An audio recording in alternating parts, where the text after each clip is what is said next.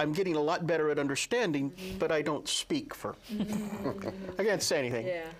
And so I figured I wouldn't take up any room, and I'd come, and he said the last hour would be English, and apparently my watch was off because when I got here, we have either stopped speaking in Spanish or a miracle has happened, and I am now as fluent in Spanish to the point where I don't even know I'm not speaking English. Yeah, we had this has been a tremendous show. We've had the first half with a couple of guests, and now we're into the book. And thank you for telling us a great story. But when I sit here, it's not even a story. You know, it's your journey, and so I want you to tell us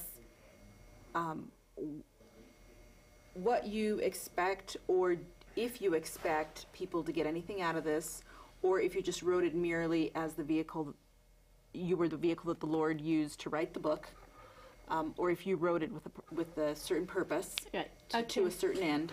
Oh yeah, that journey that she had to go through to get to there too. I'll tell you one thing, definitely, the book was written, here's something that I think is miraculous also, only with God's grace can it happen, is this book was written in precisely 30 days to the T.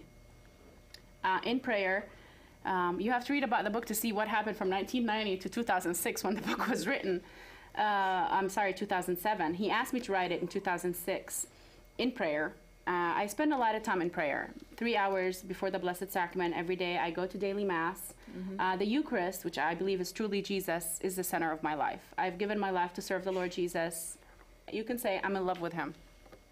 He's consumed me. I want to be consumed by him. I want to serve him.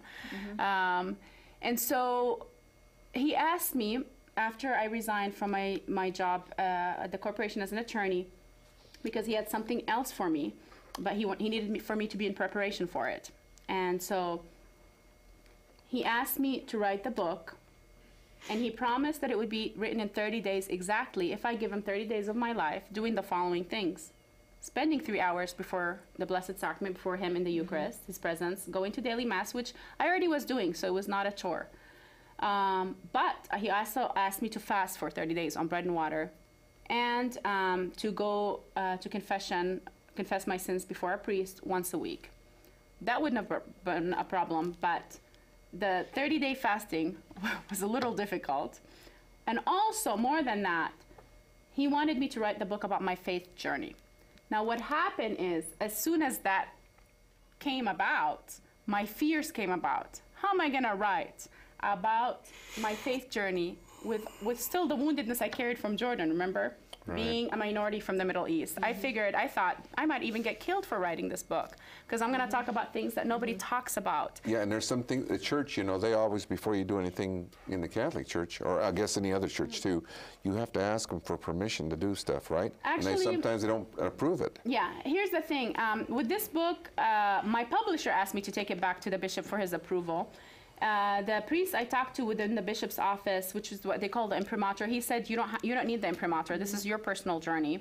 But my publisher wanted it for the last chapter, because the last chapter are words that Jesus gave me in prayer when I was before the Blessed Sacrament, that they're no longer for me, that they're for the reader.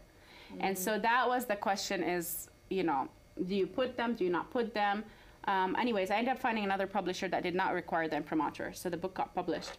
But no, with Catholic books, yeah. That's what happened. So it's all about the imprimatur, yeah. Oh, okay. And so, but regardless, it took me a year to give him 1 year because of my fears. Again, he needed to heal me enough to have the courage to open up my life, talking about things that nobody usually talks about. Personal. Yeah, very personal. It's like hanging your laundry out on right. so everybody to see. Right, yeah. because we're too ashamed. We all want to hide behind whatever masks we put. And so the Lord was healing me and has been healing me really on the spiritual journey, on this inner healing journey since 2001. But in 2006 to 2007, he turned up the purification fire to really get rid of all the fears I had. Not to be afraid, even if somebody's going to really kill me for this book, which I don't think will happen. But if it does, for his glory, why not? you know? Why You're not? not if afraid. No, of course not. Standing up for the truth. You know, one thing I can tell you, Hank, I'm seeing in today's world, people have lost the courage to stand up for truth with a capital T.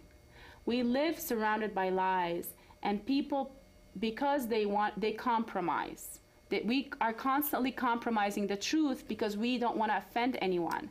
And right now, the way I feel about it is I believe in a God of love. He's pure love. Pure love.